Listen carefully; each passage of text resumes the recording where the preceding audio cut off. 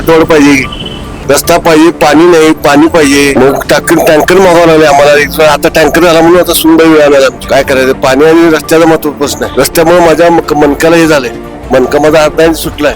आम्हाला हद्दवाढ नको आहे, कारण ग्रामपंचायत मध्ये ज्या सुविधा आहेत त्या नगरपालिकेत सुविधा नाही आहेत. बऱ्यापैकी ग्रामपंचायतमध्ये सुविधा चांगल्या प्रकारे आहेत आणि त्यामुळे आम्हाला हद्दवाढ काय गरज नाही. जर ग्रामीण भागातले रस्ते बघायला गेलं तर चांगले, सिटीतले रस्ते बघा तुम्ही, कधी पण सिटीतले रस्ते खराब आहेत. मला हद्दवाढ या कारणासाठी नको आहे की उसगावमध्ये आतापर्यंत सगळ्या सुविधा व्यवस्थित आहेत.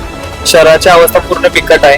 शहरातनं आतापर्यंत जेवढी प्रगती केल्या त्याच्या तुलनेत गावाची प्रगती भरपूर झालेली आहे. खेडेगाव करून टाकले, त्यामुळे लोकांची तिकडे बघण्याचा दृष्टिकोन आता बदललेला आहे आणि ग्रामीण भागातील सर्व गावात स्वावलंबी आणि स्वच्छ आणि चांगल्या पद्धतीची शिस्त लावून कामं करणारी ग्रामपंचायत आता अवेलेबल असल्यामुळे लोकांचं महापालिकेबद्दल आकर्षण राहिलेलं नाही. मुलांनी ज्याची लग्न करायची आहे त्या लग्नाच्या मुलांनी मुली हे नोकरी नसल्यामुळे खेड्यातले मी काही लग्न करणार नाही, शेतकऱ्यांसंग लग्न करणार नाही अशी अवस्था झाली आहे.